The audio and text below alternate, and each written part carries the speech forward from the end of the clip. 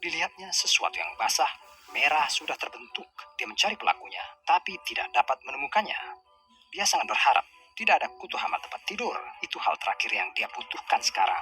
Dia harus tetap membuka mata untuk hama potensial. Dia tidak ingin ini terjadi lagi, karena tempat itu sudah mulai gatal dan merasa tidak nyaman.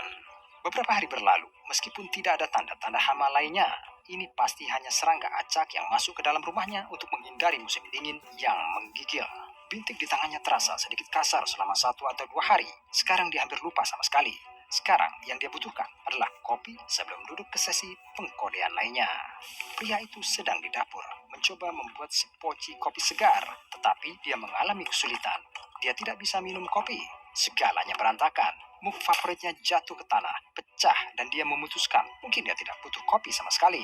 Beberapa malam kemudian, ketika pria itu menonton TV, dia mulai batuk, hanya sedikit pada awalnya, tapi kemudian semakin banyak, batuknya juga semakin panjang dan dalam, seperti yang berasal dari bagian paling bawah paru-parunya. Dia berharap dia tidak jatuh sakit, dia tidak meninggalkan rumah selama berhari-hari. Jadi, bagaimana dia bisakah hama mentransfer pilek?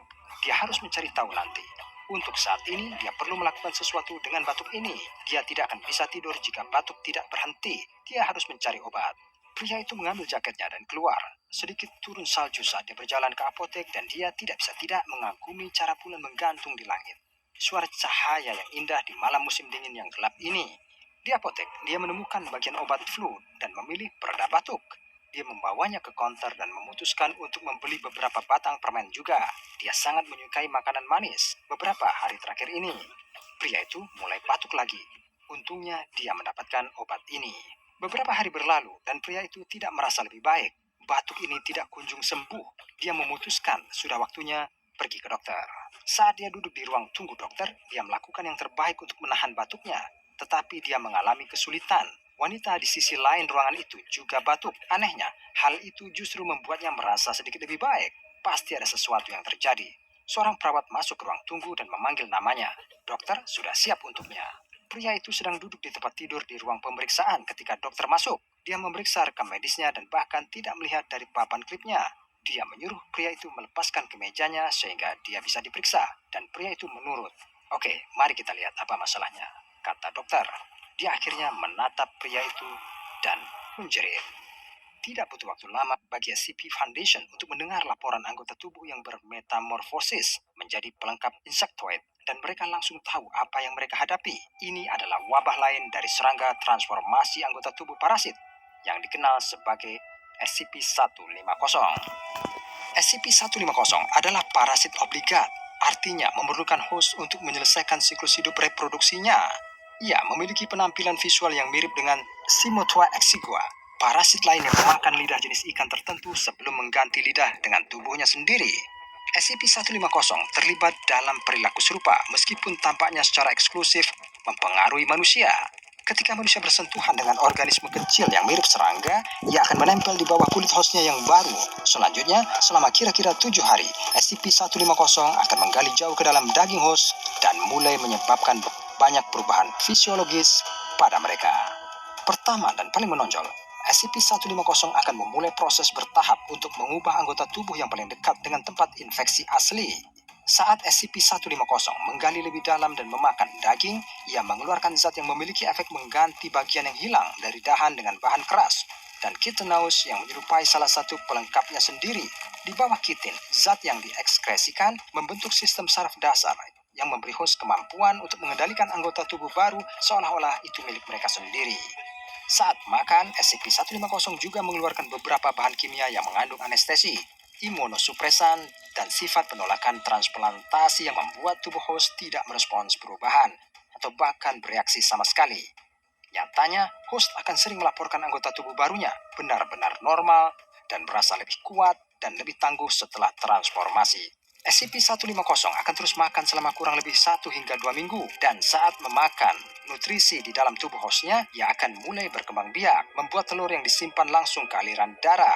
Sementara sebagian besar telur ini akan mati.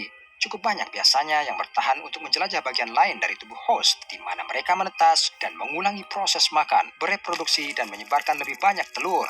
Ini berteori bahwa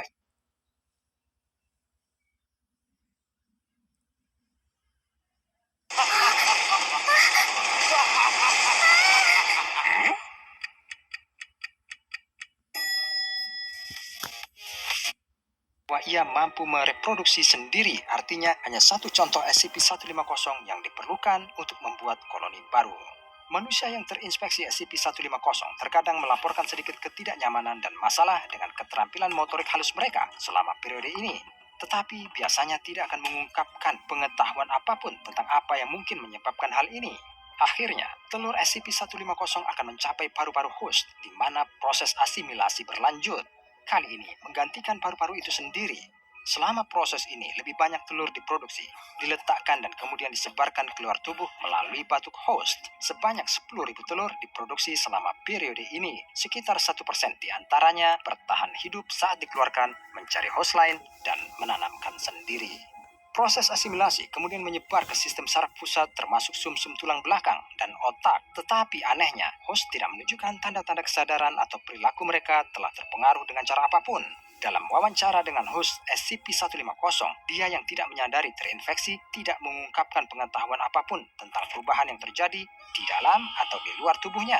Ketika subjek diberitahu dia telah terinfeksi, dia dapat menunjukkan lokasi infeksi lain dan setuju perubahan telah terjadi. Tetapi dia tampaknya tidak memiliki niat buruk terhadap pelengkap kitonos baru dia dan akan sering mengungkapkan perasaan positif tentang itu. Untuk mempelajari lebih baik efek SCP-150 di bawah kendali SCP Foundation, 2 personel kelas D-13732 dan D-016002 terinfeksi parasit dan proses asimilasi diizinkan untuk berkembang sepenuhnya melalui semua tahapan. Mengikuti tanda-tanda bahwa D-016002 mengalami pembengkakan otak, dilakukan craniotomy dekompresi, yaitu prosedur pengangkatan sebagian tengkorak untuk mengurangi tekanan pada otak. Operasi ini memiliki manfaat tambahan, yaitu memberikan kesempatan kepada peneliti Foundation untuk melihat kemajuan SCP-150 secara langsung.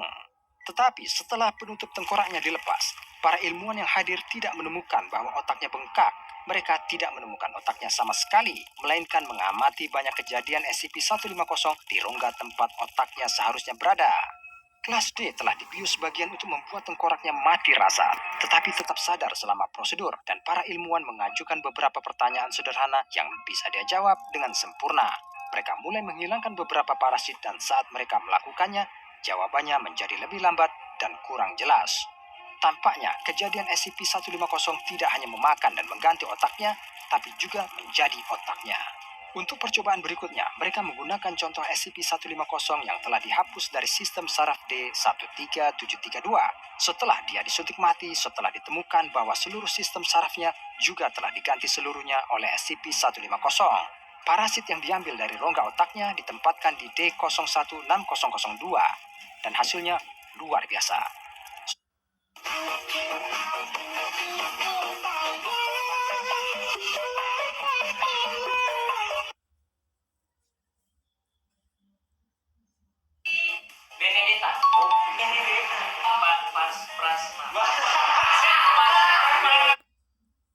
Setelah mengamati periode waktu di mana organisme tampak bergerak dan mengatur ulang diri di dalam tengkoraknya, dia sadar kembali.